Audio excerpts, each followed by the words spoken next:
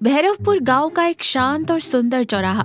एक बड़े से नीम के पेड़ के नीचे दीपक अपनी मूंगफली चाट का ठेला लगाए खड़ा है। ठेला बहुत साफ सुथरा है। दीपक बड़े ही रिदम में मूंगफली, प्याज, टमाटर और नींबू मिला रहा है। दीपक मस्ती से गाते हुए कहता है, आ जाओ भाई आ जाओ, उदास चेहरों पर मुस्कान लाने वाली और बुझे हुए पेट में आग लगाने वाली दीपक की जादुई मूंगफली चाट। विकास अपनी साइकिल रोकते हुए आता है। विकास मुस्कुराते हुए कहता है, अरे ओ जादुई चाट वाले, जरा एक प्लेट बनाना, पर सुन प्याज थोड़ा ज्यादा डालना, और हाँ वो हरा धनिया मुफ्त वाली जो होती है वो भी अच्छे से छिड़कना। दीपक चाट मिलाते हुए मजाकिया अंदाज में कहता है, मुफ्त का धनिया? अरे विकास बाबू, आजकल प्याज खरीदने में जो आंखों में आंसू निकलते हैं ना, उसी से मेरी आधी चाट नमकीन हो जाती है। लाओ 10 रुपए निकालो पहले। विकास पैसे देते हुए कहता है, तो भी ना दीपक, कतई व्यापारी हो गया है। वैसे एक बात बता, तेरी इस चाट में ऐसा क्या है जो लोग खाते ही हंसने लगते हैं? कोई नशा पत्ता तो नहीं मिलाता? दीपक थोड़ा भावुक होते हुए कहता है, अरे कैसी बात कर दी दोस्त। मेरे बापू कहते थे, बेटा खाना सिर्फ पेट नहीं भरता, इंसान की आत्मा को तृप्त करता है। इसमें मेरी मेहनत और मेरे बापू का आशीर्वाद है।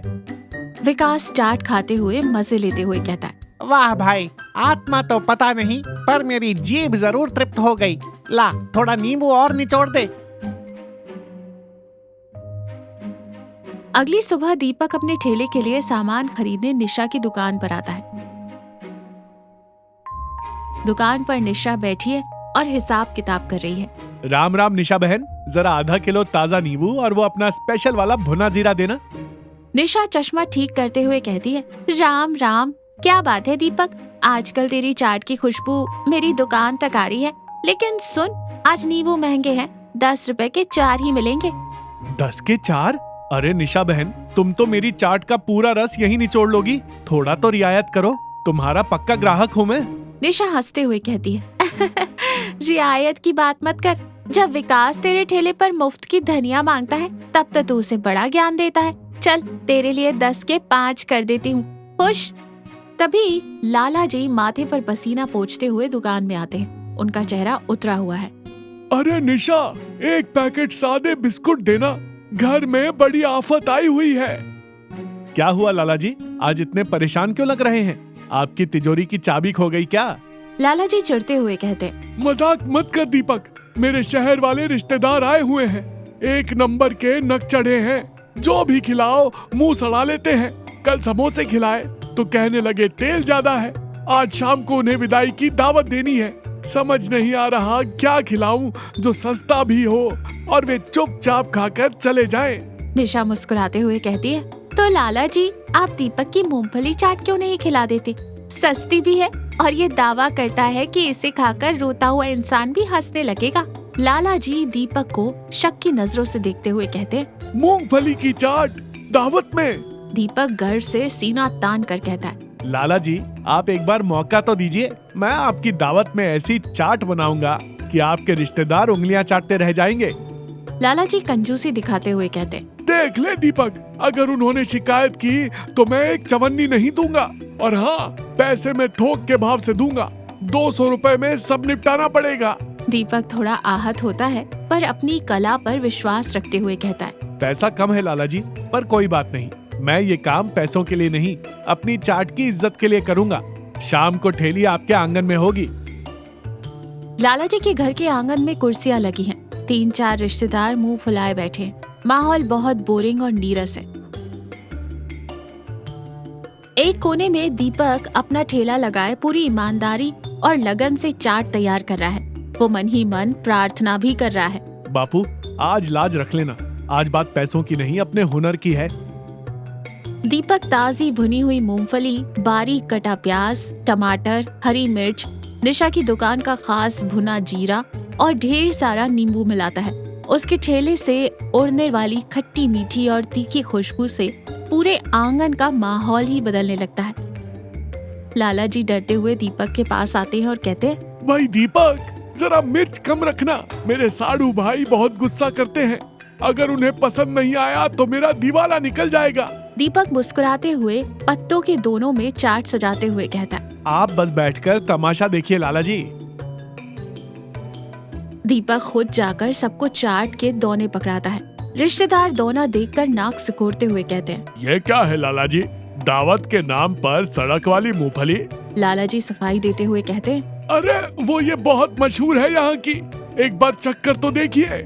रिश्तेदार बेमन से चाट का एक चम्मच मुंह में रखते हैं। अचानक चबाते चबाते उनके चेहरे के भाव बदलने लगते हैं। तीखा, खट्टा और मूंगफली का सौंधापन एक साथ उनके मुंह में घुल जाता है।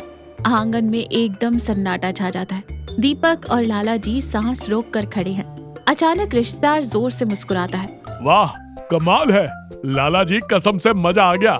ऐसा स्वाद तो मैंने शहर के बड़े बड़े होटलों में नहीं चखा। दूसरा रिश्तेदार जल्दी जल्दी खाते हुए कहता है, सच में ये जो नींबू और इसमें बुने जीरे का जादू है ना, इसने तो दिल खुश कर दिया। भैया एक दोना और देना। सभी रिश्तेदार हंसने लगते हैं और चाट की तारीफें करने लगते हैं। लाला जी की जान में जान आती है।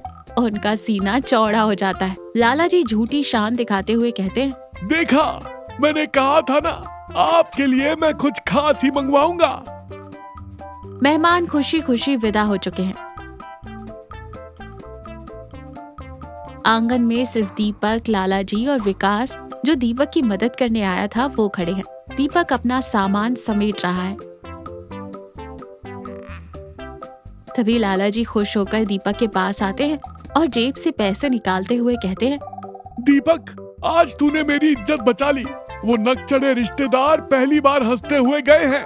ये ले तेरे 200 रुपए और ये ले 200 रुपए मेरी तरफ से इनाम।